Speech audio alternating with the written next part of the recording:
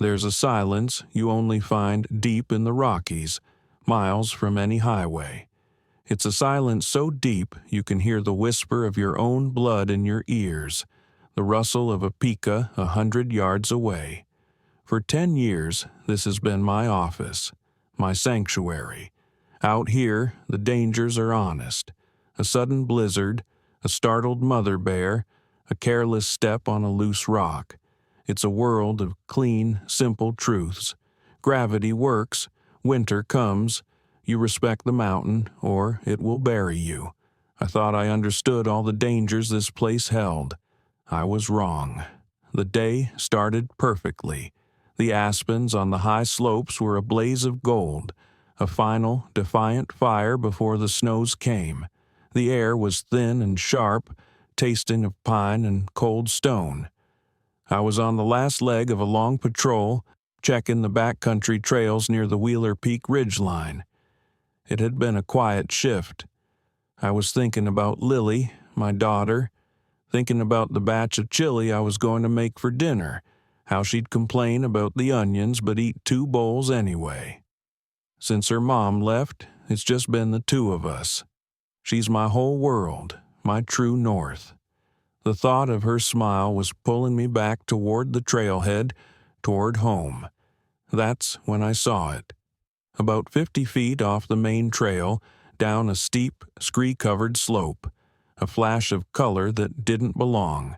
Not the gold of an aspen or the gray of granite. A bright, synthetic blue.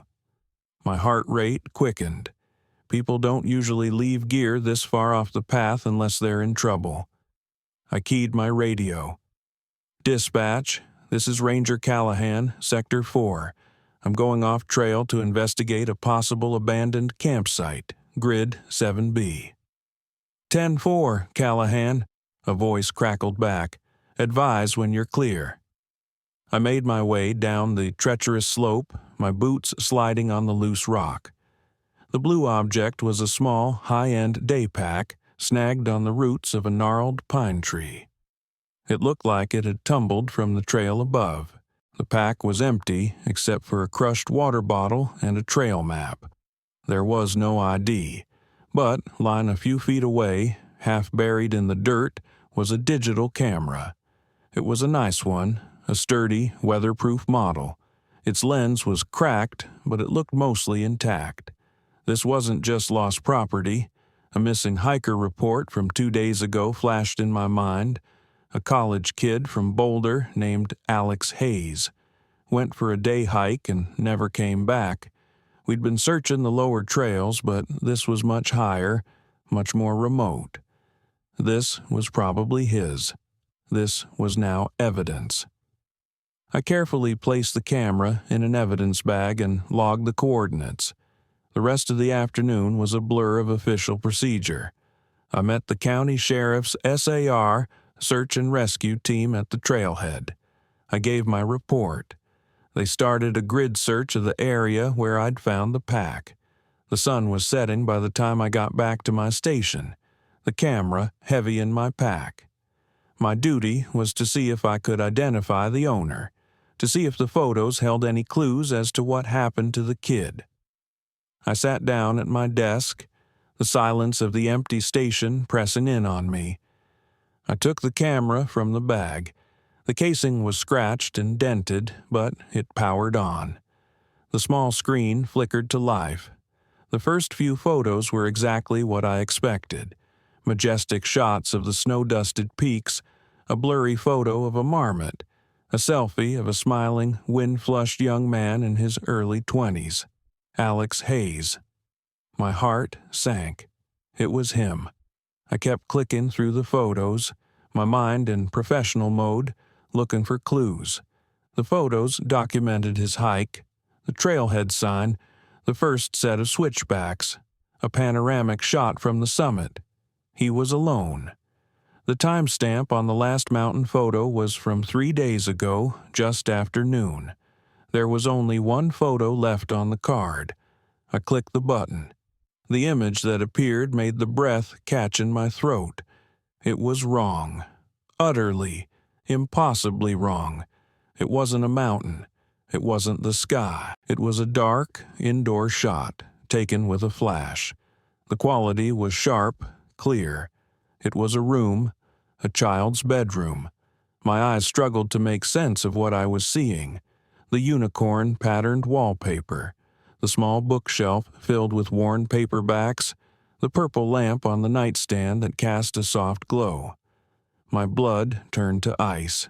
It was Lily's room, and there, in the center of the frame, was my daughter, my Lily, fast asleep in her bed, her face peaceful, her favorite stuffed bear clutched in her arms.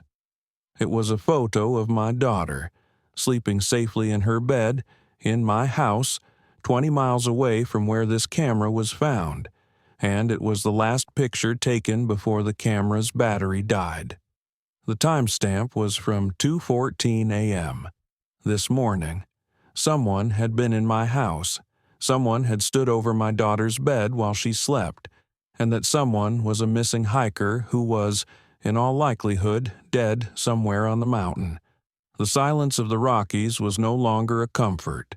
It was a threat, and the danger wasn't on the mountain anymore. It had followed me home.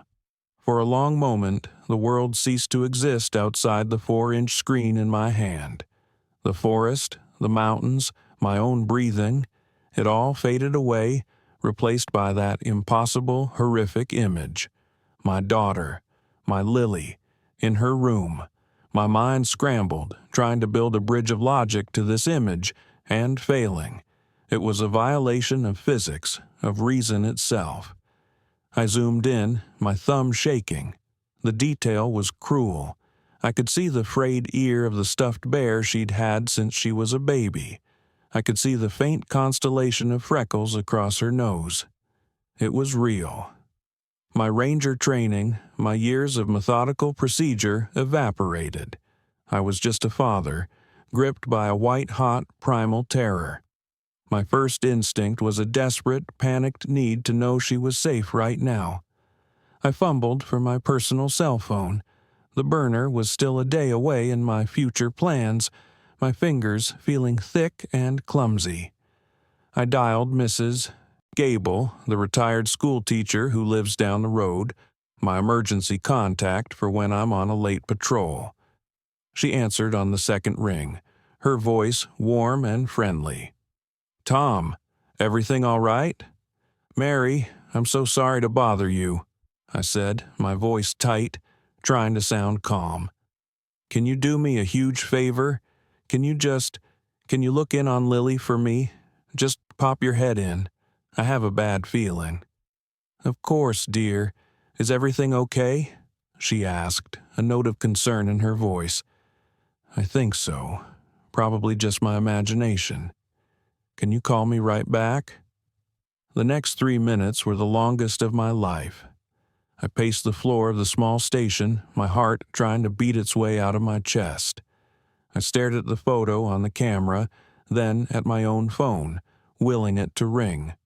Finally, it did. "She's sound asleep, Tom," Mary said reassuringly. "Didn't even stir when I opened her door, snoring like a little bear, just like you said she does." A wave of relief so powerful it made my knees weak washed over me. "Thank you, Mary. Thank you so much. I'm sorry to have worried you." She was safe, but the relief was instantly soured, because the photo in my hand proved that just hours ago she hadn't been. My cop instincts, buried under a decade of parkas and trail maps, began to resurface. This wasn't a ranger's problem anymore. I dialed the county sheriff, a good old boy named Brody, who was heading up the SAR operation. "Brody, it's Callahan," I said when he answered, "about that camera from the missing hiker, Alex Hayes." "Yeah, Tom, what have you got? Anything to tell us where he went?" "I've got something else," I said, struggling to find the words. "Sheriff, the last photo on the camera, it was taken this morning, at my house. It's a picture of my daughter sleeping in her bed." Silence on the other end. Then a confused chuckle. "Come again, Tom. You sure you're not seeing things?" How in the hell could that be? I'm looking at it right now, I insisted. It's my house. It's my daughter. Okay, son, calm down, he said, his voice taking on the placating tone you use with someone you think is hysterical. Maybe the kid knows you. Maybe it's a prank. We'll look into it. For now, focus on the search for Hayes. Let's deal with one thing at a time. I hung up the phone, my knuckles white. He didn't get it. He couldn't. To him, it was a weird anomaly. To me, it was a declaration of war. And I knew who was declaring it. For 10 years, I'd been Ranger Tom, the quiet guy who knew the trails and could predict the weather. But for the 8 years before that, I was Detective Callahan, Denver PD Homicide. I left that life behind for a reason. I left it after the Los Lobos cartel case. A brutal 18-month investigation that ended with me putting half of their leadership in a federal prison. I was the star witness at the trial. They made threats then, not just against me, but against my family. It's why my wife left, why she couldn't handle the pressure. It's why I took my daughter and ran to the one place I thought they could never touch us. This quiet, forgotten mountain.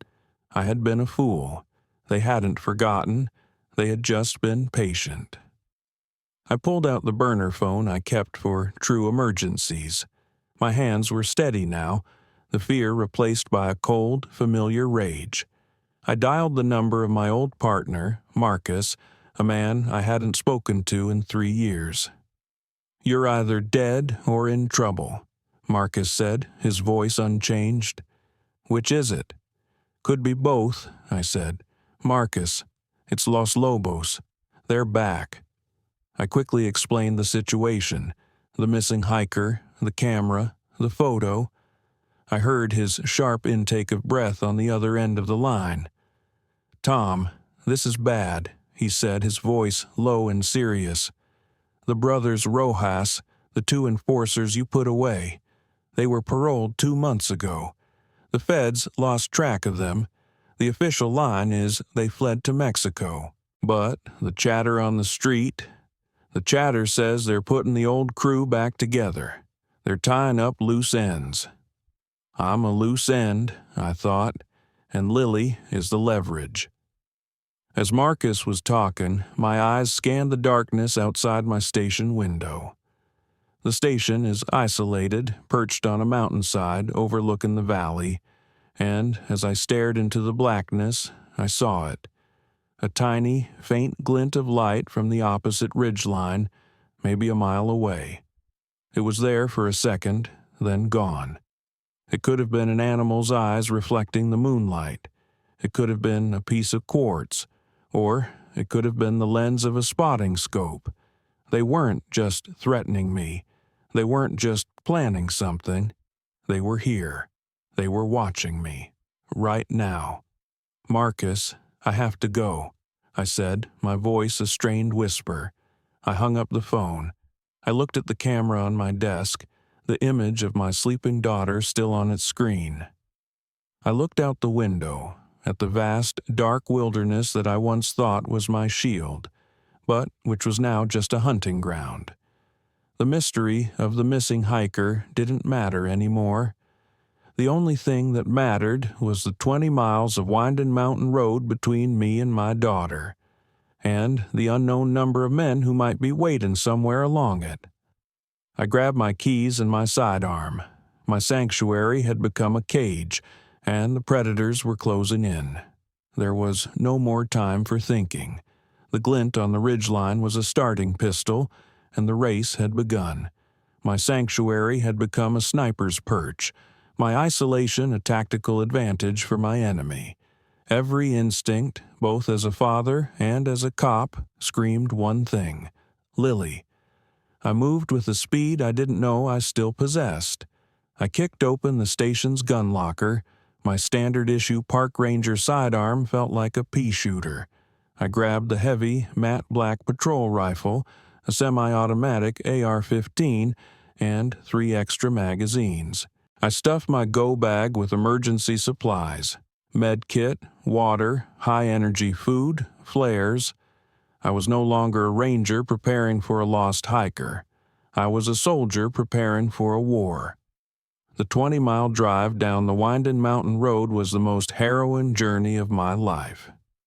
My knuckles were white on the steering wheel, my eyes constantly scanning not the road, but the dense, dark forest that crowded it. Every shadow was a man with a rifle. Every blind curve was a potential ambush. The familiar, beautiful landscape had transformed into a hostile territory, a gauntlet I had to survive. Halfway down, I saw it.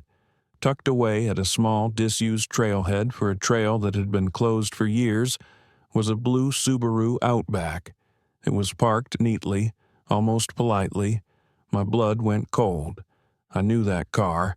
I'd seen the photo of it on the missing person flyer. It was Alex Hayes's car. I pulled over, my rifle in my lap. This was wrong. All wrong. The kid's pack and camera were found 10 miles north of here on a completely different trail system. Why was his car here? I approached it cautiously.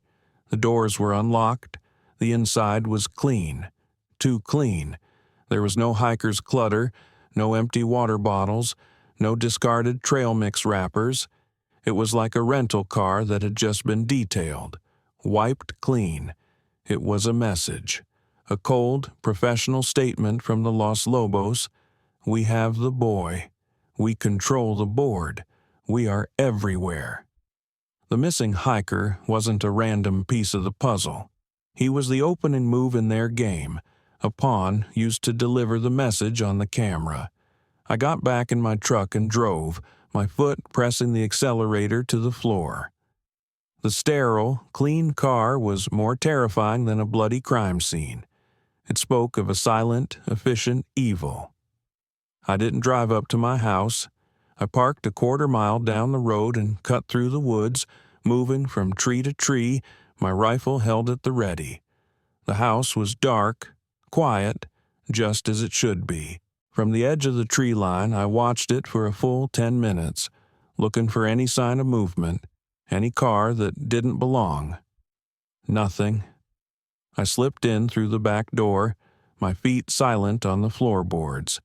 The house was still, smelling of the chili I never got to make. I cleared every room, moving with the forgotten muscle memory of a cop making a dynamic entry. The living room, the kitchen, my room, all empty. Finally, I stood before her door. I pushed it open a crack, and there she was, safe. My Lily, curled up, her breathing soft and even. The relief was a physical blow, almost knocking me to my knees. I stood there for a long moment, just watching her, a fierce, desperate love warring with the cold terror in my gut. I had to get her out of here. But first, I had to know. I had to see the crime scene for myself. I crept into her room. The air was cool and still. The unicorn lamp was off. The room was exactly as it should be, except for one thing. On the floor, next to her bed, right where the photographer must have stood, was a small object that did not belong. It wasn't a footprint. It wasn't a shell casing. It was a small, intricately carved wooden wolf, no bigger than my thumb. Its head was tilted up in a silent howl. I recognized it instantly. It was the calling card of the Rojas brothers, their personal signature. In the old days, they'd leave one on the bodies of their victims.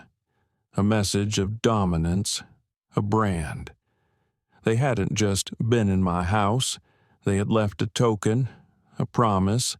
They had stood inches from my daughter, and they had left a warning for me. We can get to her whenever we want. I picked up the small wooden wolf, its surface smooth against my trembling fingers. My home was gone. My sanctuary was a cage. There was nowhere to run, nowhere to hide. I went back to Lily's bed and gently shook her shoulder. "Honey," I whispered, my voice thick with an emotion I couldn't name. "Wake up, sleepyhead. We're going on an adventure. A special camping trip. Just you and me. We have to leave right now." Her sleepy, confused eyes looked up at me, and I forced a smile onto my face, a lie to shield her from the monster that was now howling at our door. Lily's sleepy confusion was a knife in my gut. "Daddy, is it morning? Why am I getting dressed?" "It's a surprise, sweetie," I lied, my voice a low, steady murmur as I helped her into her hiking boots. My hands were on autopilot, packing her small backpack, her favorite stuffed bear, a worn-out copy of The Hobbit, a change of clothes. "We're going on a special camping trip, a night hike. You always wanted to do one." "But what about school?" "I'll call them in the morning.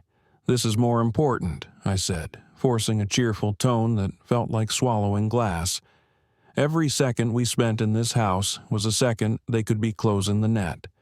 I could feel their eyes on us, could feel the weight of the carved wolf in my pocket.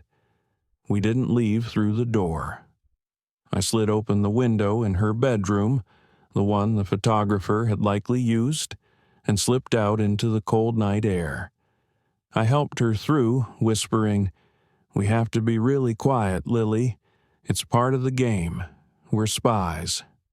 She giggled softly, a sound that both warmed and broke my heart. She thought it was an adventure. To me, it was a retreat, a full-blown, desperate flight into the only territory where I still held the advantage: the wilderness. I didn't take the road. I didn't go for my truck.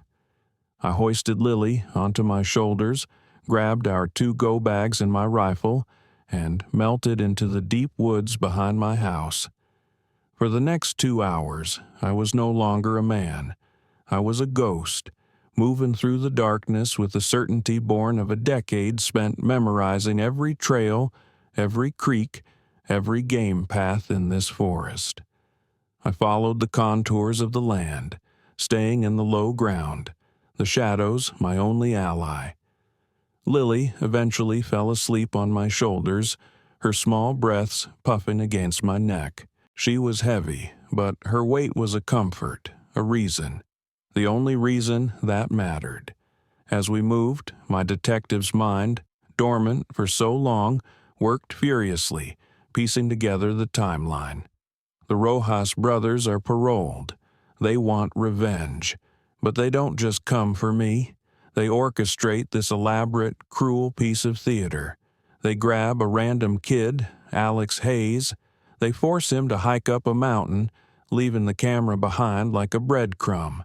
Then they get rid of him, wiping his car clean to make it look like a professional abduction, to make sure the authorities take it seriously. They knew a missing hiker would trigger a massive search and rescue operation. They knew a ranger would find the camera. They knew that Ranger would be me. It was all for me.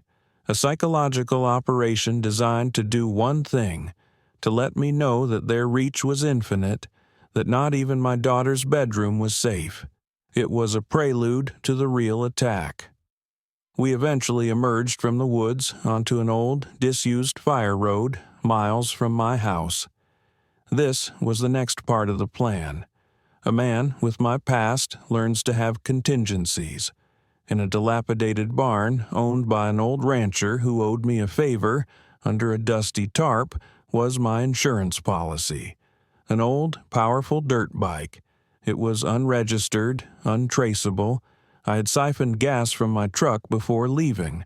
I gently woke Lily and strapped her into a small harness I kept with the bike, securing her in front of me.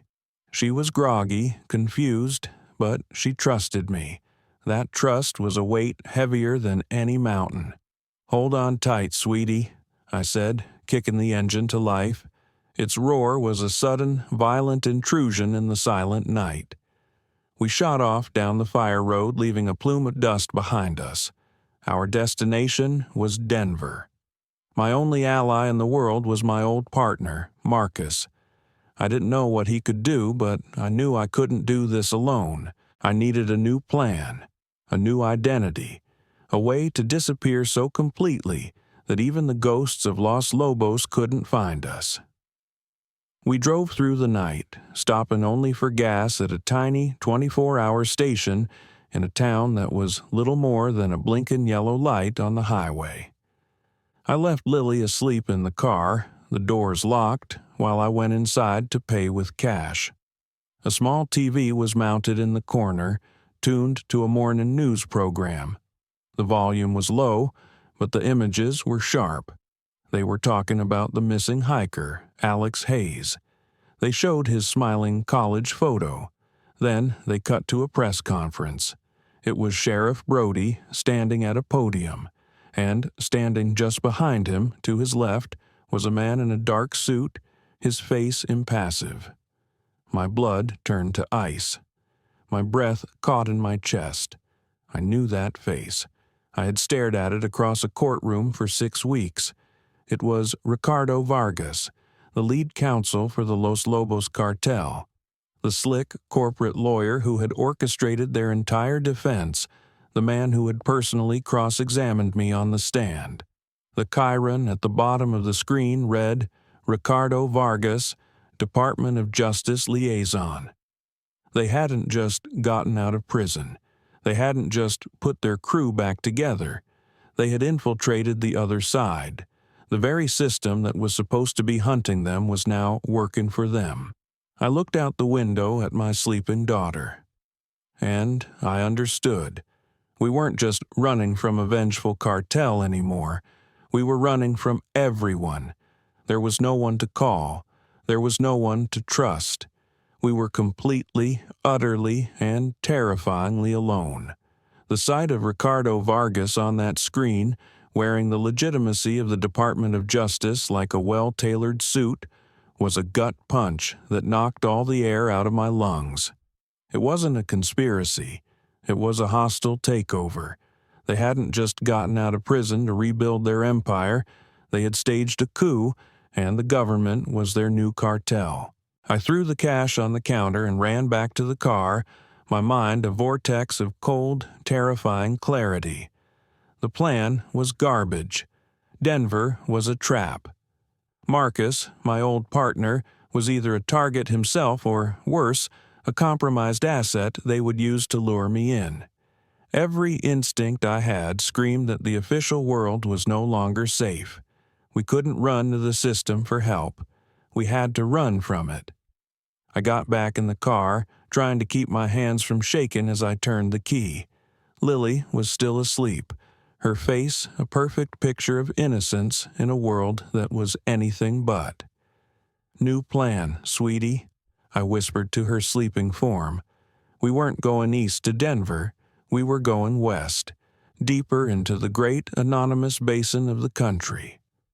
We drove for hours, my eyes constantly scanning my mirrors, my mind racing, replaying every detail of the Los Lobos case from a decade ago.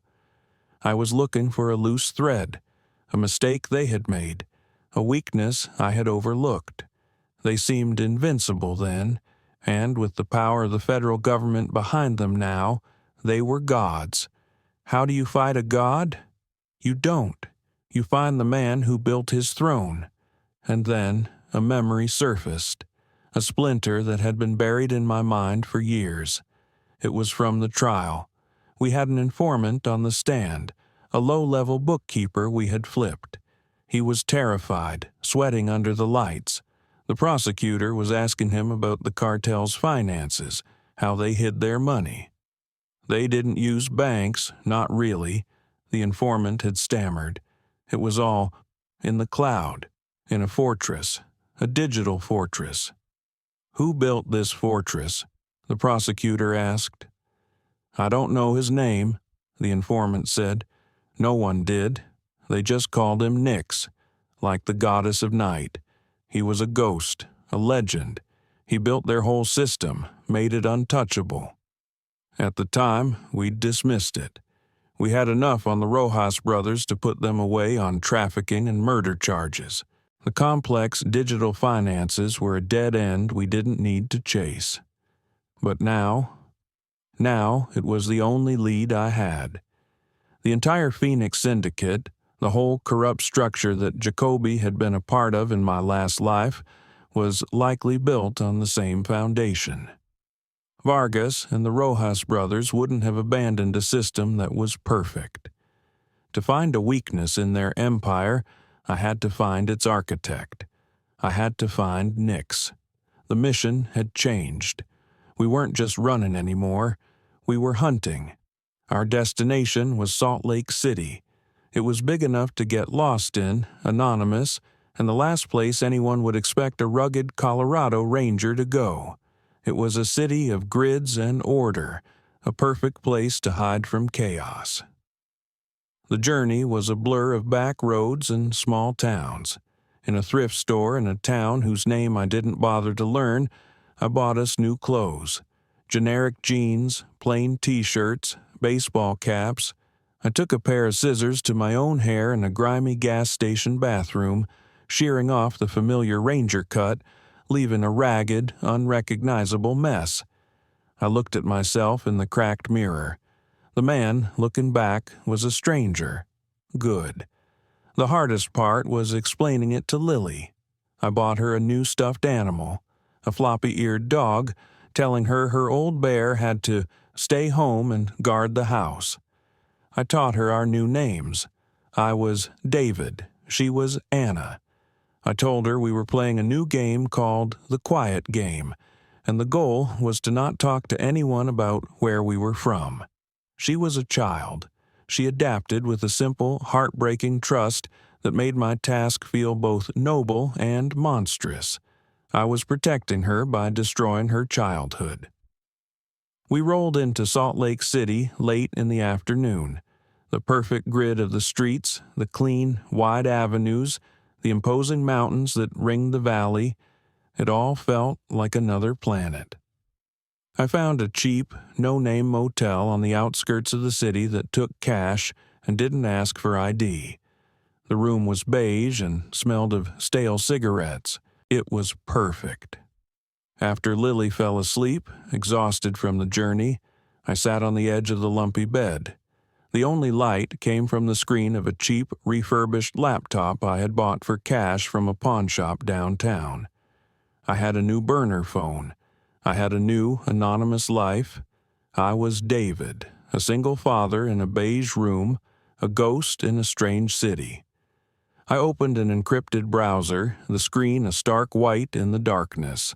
I was a mountain man, a tracker of animals and men in the physical world. Now I had to become a tracker in a world I didn't understand, a wilderness of data and shadows. I had to hunt a ghost named Nix, a man who didn't want to be found, and my only hope was that he hated the men who were hunting me more than he valued his own anonymity. My fingers hovered over the keyboard. My hunt had begun. The beige motel room in Salt Lake City became our entire world. For 3 days, I lived in a paranoid twilight, fueled by lukewarm coffee and the low hum of the laptop. My world shrank to the size of that glowing screen. I was a ranger, a man of the earth, now lost in a digital wilderness I barely understood. I waded through oceans of long-dead forms on the dark web, chasing usernames that hadn't been active since 2012. I searched for whispers of Nix and found only digital ghosts and cryptographic dead ends. The architect of the Los Lobos Empire was, as advertised, a phantom. During the day, I would force myself to take Lily out. We'd go to a local park or the city library. I'd watch her on the swings trying to conjure a smile, while my eyes were constantly scanning the crowd, analyzing every face, every car that passed too slowly.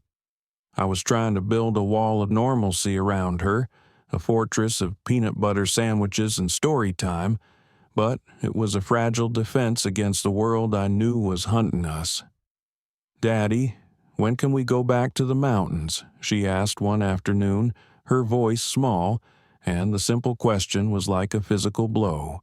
"Soon, sweetie," I lied. "We're just on a long adventure." On the 4th day, I realized I was failing. I was thinking like a hacker, which I was not. I needed to think like a cop. I couldn't find the ghost, so I had to find his footprints in the real world. I went back to the one concrete lead I had, the informant from the original trial, the bookkeeper who first mentioned Nix's name. Using a public computer at the library, I dove into public records. The informant, Hector Morales, had died in a prison shanking 3 years ago. Gang-related, the official report said. I knew better. It was a professional hit, an erasure.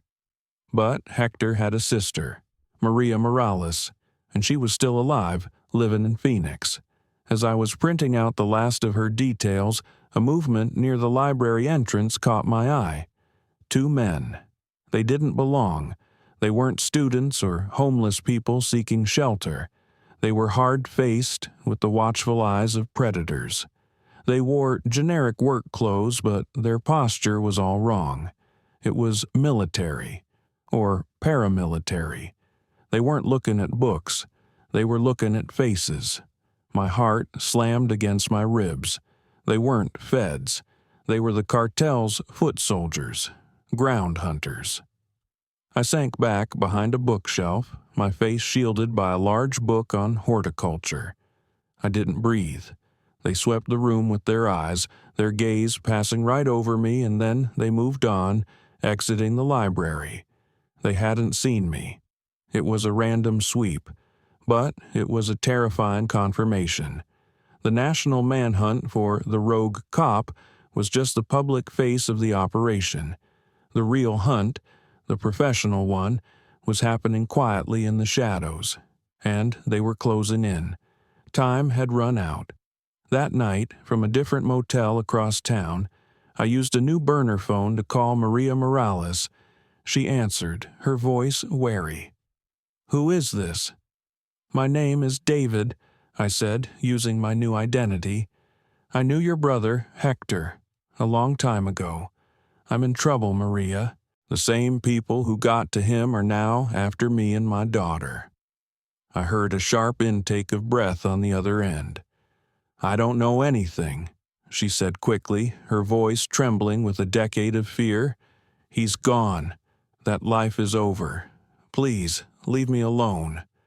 "They won't," I said, my voice low and desperate. "They don't leave loose ends. Hector mentioned someone to me once, a man named Nix. He said he was the only one who had a key to everything. I need to find him.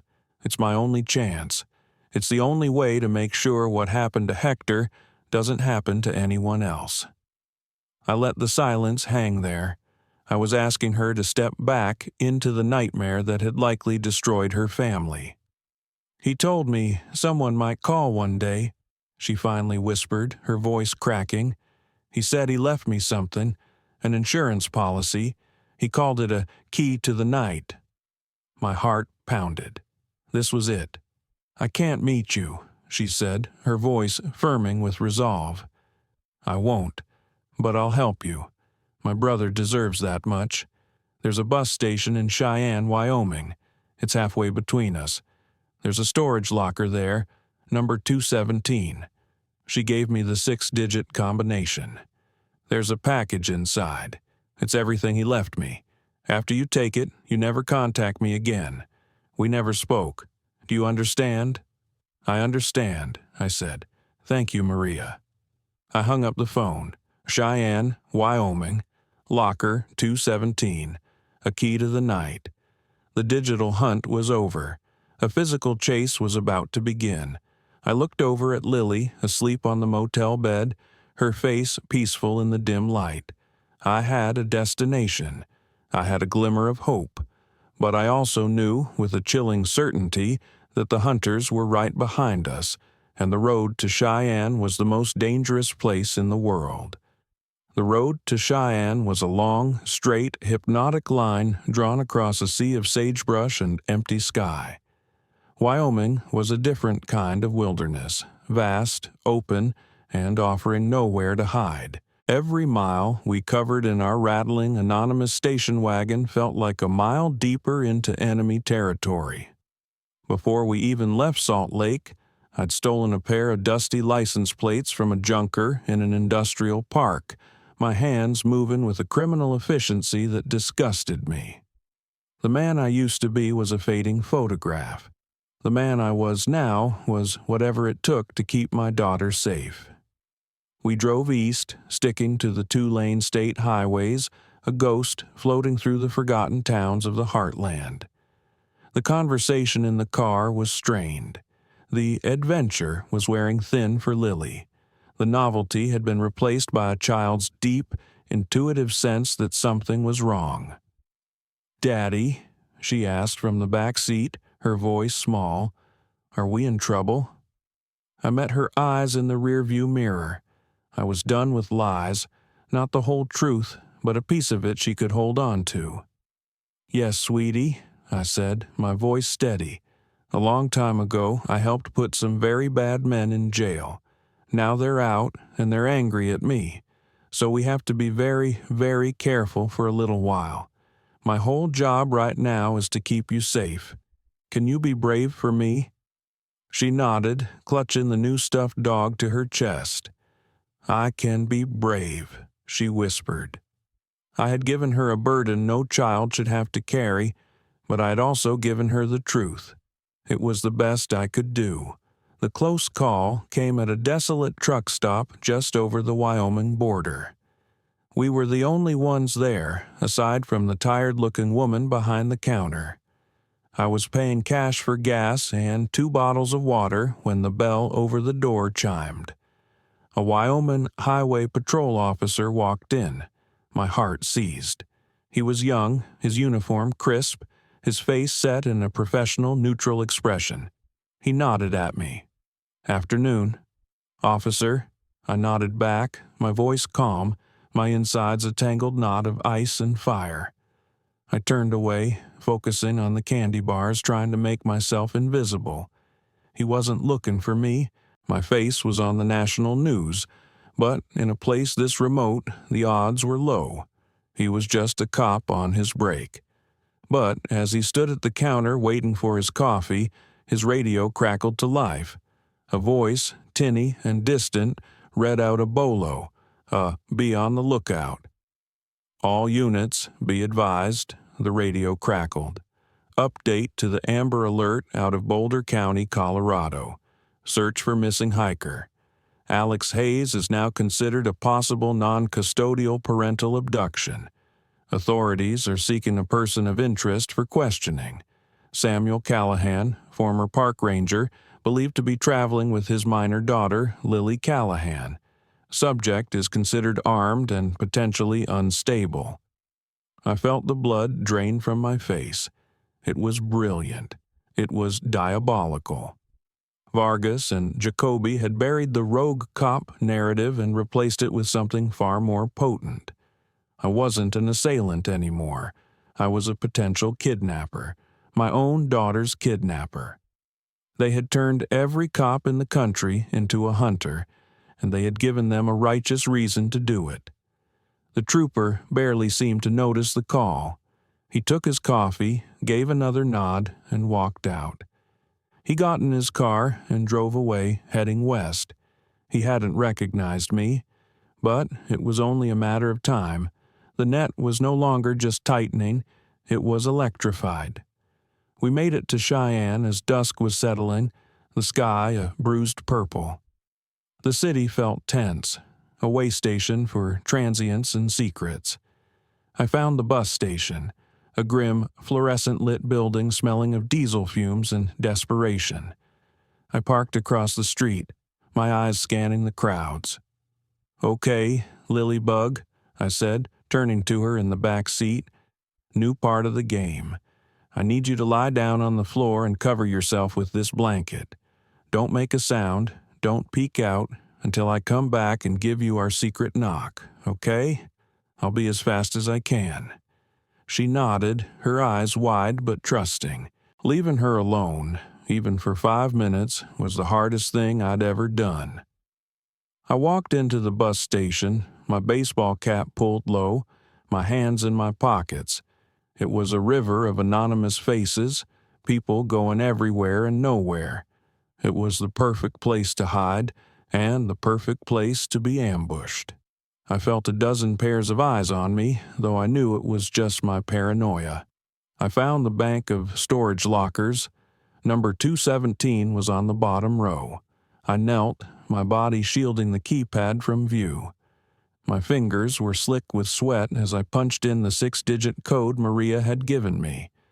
There was a soft click. I pulled the small metal door open. My breath hitched.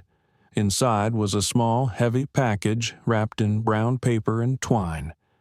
I grabbed it, shoved it inside my jacket, and walked out of the station without looking back, my heart pounding a frantic rhythm against the hard object I now held.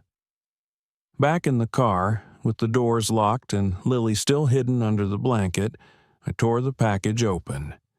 It wasn't a hard drive. It wasn't a folder full of documents. It was two things. The first was a small, old-fashioned brass key, the kind used for a safe deposit box.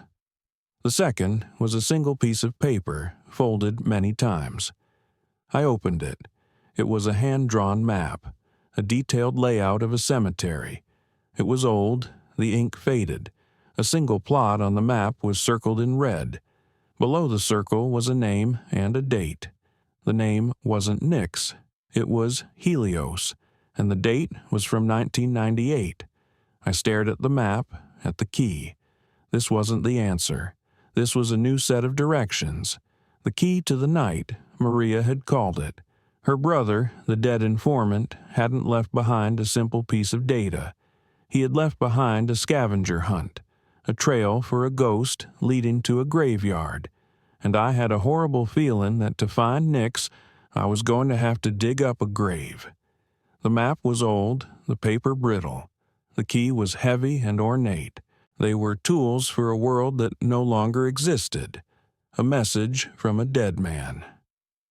I sat in the driver's seat of our beater car, parked in the shadows of a Cheyenne underpass, while Lily slept in the back. Using my laptop and the gas station's stolen Wi-Fi, I cross-referenced the drawing with cemetery records. It took 2 hours, but I found it. An old, mostly forgotten Lutheran cemetery in rural Nebraska, just over the state line. And, in their public interment records, a single strange entry from October 1998. A John Doe buried in a plot paid for by an anonymous benefactor with the headstone marker listed as Helios.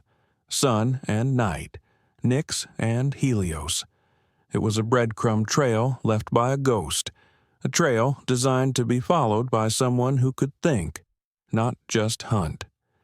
The drive to Nebraska was the final leg of our pilgrimage into the unknown. The landscape flattened out into endless plains, the sky a vast, empty bowl above us. The feeling of being hunted had changed. It was no longer a frantic, panicked chase. It felt like an endgame, like a predator, confident in its trap, slowly herding its prey to a chosen location. They knew where we were going, or at least they knew the game was nearing its end. The cemetery was exactly as the map had depicted, a lonely, windswept hill dotted with tilting, weathered headstones. I left Lily in the car, hidden under the blanket, with the engine running and the doors locked. I told her I was just going to look at some old rocks and I'd be right back. Her trust was a physical weight on my shoulders. I found the grave easily. It was small, unassuming, set apart from the others. The stone was simple granite, and on it was one word: Helios. There was no name, no date. But at the base of the stone, half hidden by overgrown grass, was a small square brass plate with a keyhole in its center. My heart pounded as I took out the key Maria had sent me. It slid into the lock with a smooth, satisfying click. I turned it, and the plate came loose. Behind it was a small, watertight metal box embedded in the stone itself. I pulled it out. Inside, cushioned by yellowed foam, was a ruggedized military-spec laptop and a single sealed envelope. I tore the envelope open. It was a letter, not from Nix but from Hector Morales, the informant, written years ago. "If you are reading this," it began, "then I am dead, and the Rojas brothers are not, and you are in the kind of trouble that eats men alive. You're looking for a ghost named Nix. Let me save you the time. Nix is not a person. It was never a person." He went on to explain. Before he was a bookkeeper for the cartel, Hector was a low-level programmer on a top-secret NSA project in the late 90s. The project's code name was NYX, Network Yield Exfiltration. It was a master key, a piece of offensive cyber warfare software capable of decrypting and infiltrating almost any digital system on Earth. When the project was officially scrapped and buried for being too dangerous, Hector, terrified of its power, stole the only copy of its source code. That code was his masterpiece. It was what he used to build the cartel's digital fortress. It was what made them invincible. And this laptop contained the only other copy in existence. It wasn't just a ledger. It wasn't just proof of corruption. It was a weapon of unimaginable power. And Ricardo Vargas, the DOJ liaison, didn't just want it back to cover his tracks. He wanted it for himself. Just as I finished reading the letter, I heard the sound of tires on the gravel road leading to the cemetery. 3 black SUVs. They pulled up and surrounded the small hill, their tinted windows reflecting the gray, overcast sky. The doors opened, and a dozen men in tactical gear stepped out, forming a perimeter. They didn't raise their weapons. They just stood there, watching me. Then, from the lead vehicle, Vargas himself stepped out. He wore a tailored overcoat, looking completely out of place among the tombstones. He had me, trapped. But Hector Morales and I had both understood one thing. When you can't win the fight, you have to change the battlefield. I pulled out my burner phone. I didn't call the FBI. I didn't call Marcus. I called a number I had memorized from the dossier Thorne had compiled on me, a dossier that detailed my weaknesses, but also my history. The number belonged to an investigative journalist in Denver, a relentless, Pulitzer Prize-winning bloodhound named Sarah Jennings, who had once tried to get a comment from me on a dirty cop case. She answered on the first ring. "Jennings." "My name is Sam Callahan," I said, my voice loud and clear, carrying on the wind. Vargas took a step forward, his face darkening. "I'm a ranger from Colorado, currently in the Evergreen Cemetery in Kimball, Nebraska. I'm surrounded by armed men led by a Department of Justice official named Ricardo Vargas. I have in my possession a laptop containing a stolen NSA cyber weapon, codenamed NYX, and proof that Vargas is using it in partnership with the Los Lobos drug cartel. I am sending you the full contents of a letter from a deceased federal informant detailing this. If anything happens to me or my daughter, who is nearby, I have arranged for the source code itself to be uploaded to every major news outlet on the planet. You have 30 seconds to start recording." I saw Vargas stop dead. He pulled out his phone, his face a mask of pure fury. I had created a Mexican standoff, but my gun wasn't my Glock. It was the truth. The rest is history. Not the kind they write books about, but the kind that gets buried in sealed federal court records. The arrival of the real FBI was swift and overwhelming. Vargas and his men surrendered without a fight. Their digital empire, built on a ghost's foundation, crumbled to dust.